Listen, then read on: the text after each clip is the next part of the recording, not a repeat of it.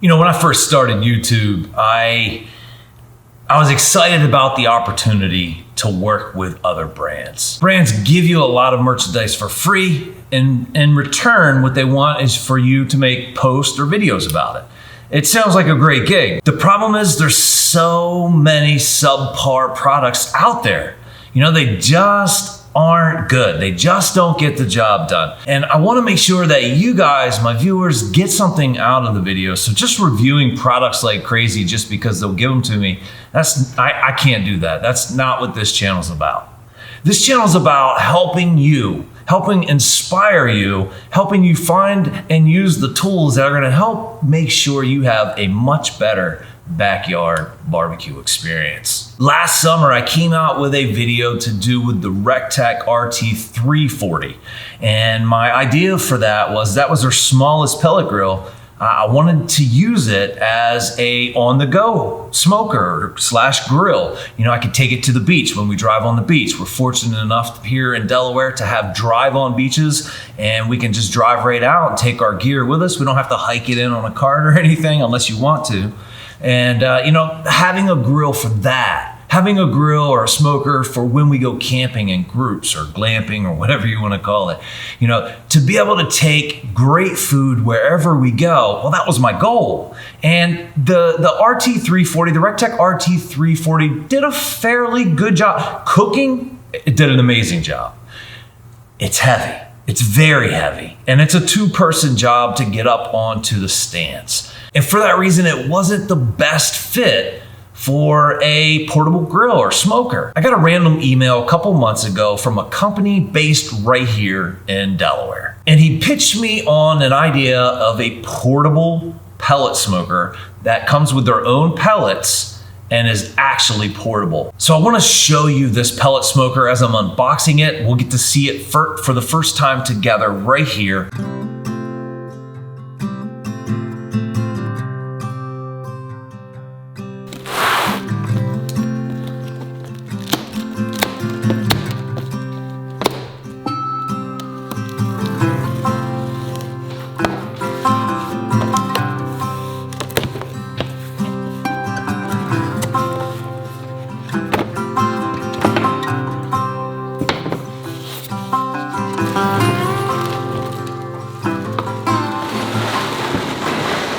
Don't get me wrong, guys. I love to review new products. I like to be able to show you things that are going to make your life easier and better. You know, I don't know how this is going to end. I really don't. I'm hoping, fingers crossed, that this guy works like it's supposed to.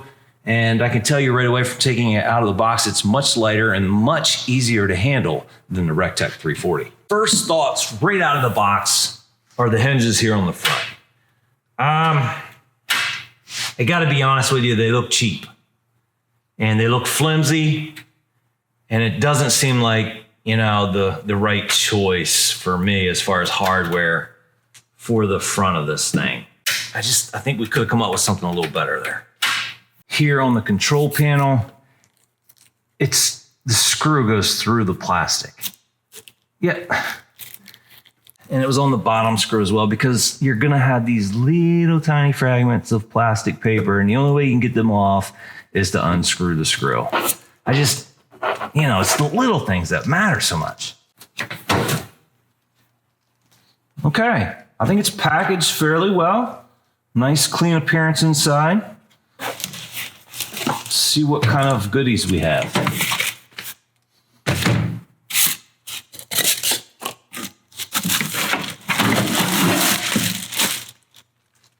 Firebox.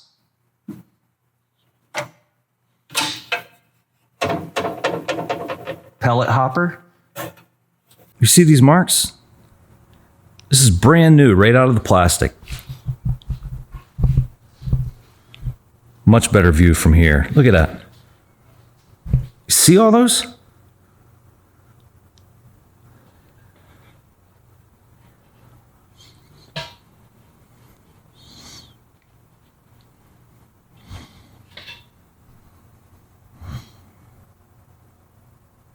Tape maybe that was stuck on there.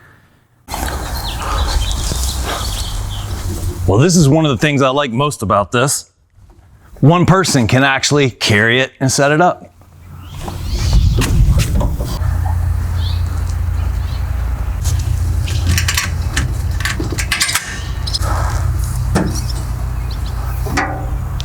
So it says 256 square inches of cooking space. You know, outside of this guy, 2 big steaks, maybe 3. I love this. Smart companies are switching to magnetic, you know, advertising. Makes it so much easier to get it off. You don't have all that glue you got to scrape off. Not a whole lot of pellets. I think we're dealing with, I don't know, 3.5, 4 pounds is the capacity. But, you know, on the go, I think that's about right. The one thing I'll say about carrying it is your hand really to be in the middle of the smoker should be right under that grease tray. So you got to make sure the grease tray is not hanging from there, because when it's used, that's going to be pretty dirty. Came with a probe that plugs right into the controller. That should keep things super accurate, I hope. Beautiful green color. And they have a choice of colors on their website. You can pick from all different kinds of colors. Okay, this is hard to see. This is the caulking on the lid. That's a pretty sloppy job. I don't mean to be nitpicky, but if you're gonna do something, let's do it with a little attention to detail, guys. And the grill runs on a standard 120 volt plug. Now what we need to do is go ahead and let the grill run above, I think it's 350 for at least 45 minutes. And that's just to get any of the manufacturing debris, you know, out and make sure that everything's working the way that it should and help bake the paint on. Now the guys at ASMOKE sent me these pellets. They have the applewood pellets, and they gave me 4 bags of these. This is one of the things I think they thought set themselves apart from other manufacturers, and that is an all-natural pellet. And so this, you know, there's no fillers or flavors or anything like that. It's just all natural pellets. Let's find out how they burn.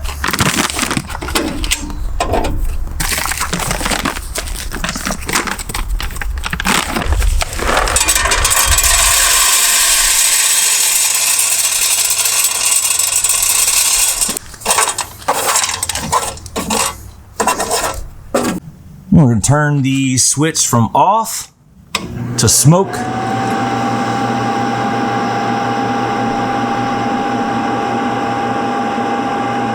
And I'm going to let that run for a few minutes, and I'm going to turn it off, turn it up to 350. And we're going to hold that 350 hopefully for about 45 minutes.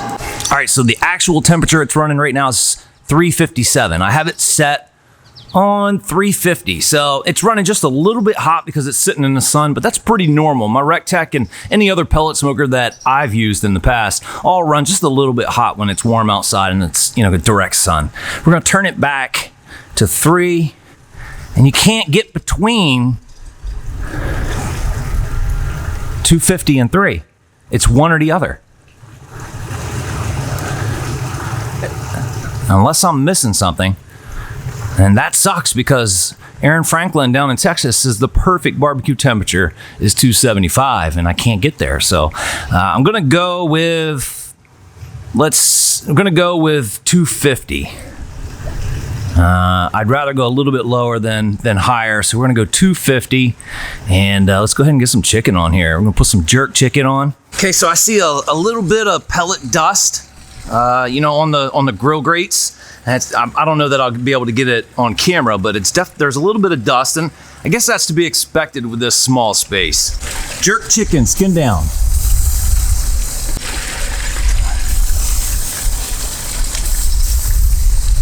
It's not meant for doing large groups of people, but it's kind of perfect for a small little barbecue on the go.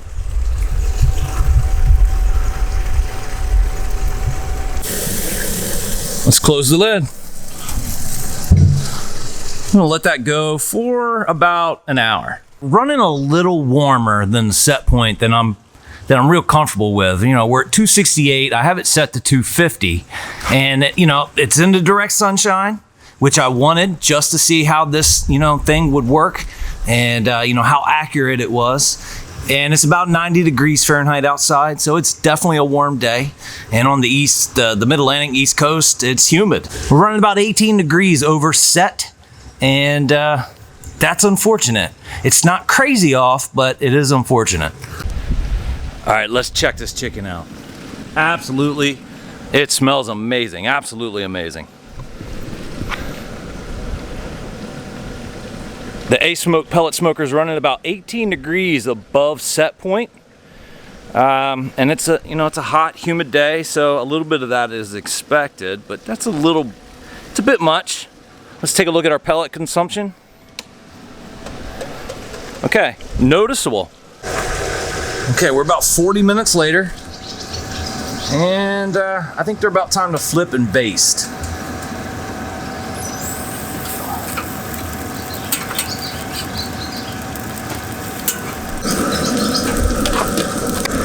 This thing's really quiet. Doesn't make anywhere near as much noise as the RefTech. Look at that. Yeah, look at the flame coming outside. If I had read the instructions that came with this pellet smoker, I would have known that the fire that flared up is not the pellet smoker's fault. Inside the pellet smoker, there's a plate that covers the firebox. That plate has slots in it, and you can open or close those slots, which will allow direct access down to the firebox in case you want to sear something. And so that's a great design, and I just missed it. So, I learned it the hard way, like I have so many other lessons in life. All in all, I think this is a wonderful pellet smoker. It's much more portable than what I have had. You can easily move this around with one person. I wish they hadn't cut it short at the latches. The latches work, but they don't match the quality of the rest of the grill. I'm a little concerned about the latch on the pellet hopper lid. It's plastic, and plastic and barbecue don't really get along all that well. While the control knob for the temperature will allow you to get 200, 225, 250, it skips over at least my favorite temperature, which is 275. The cooking surface is a little small, so we're not going to produce a lot of food for a lot of people, but we can produce great food for my family. The pellets they gave me, they burned, they did what they were supposed to do without any funky flavors, and I didn't have any problems with them, so I'm very happy about that, and I appreciate the fact that they're all natural. Excellent job to ASMOKE. Thank you for reaching out to me. You've built a great unit here, and I want to suggest to all the viewers that you go over to their website, check it out, and see what you think, because this little smoker is an awesome piece of equipment, and it's going to perform well on those camping trips, those trips to drive out on the beach, or wherever it is you want to take good food, good barbecue with you. I really hope you guys have an awesome week, and I can't wait to see you on the next video.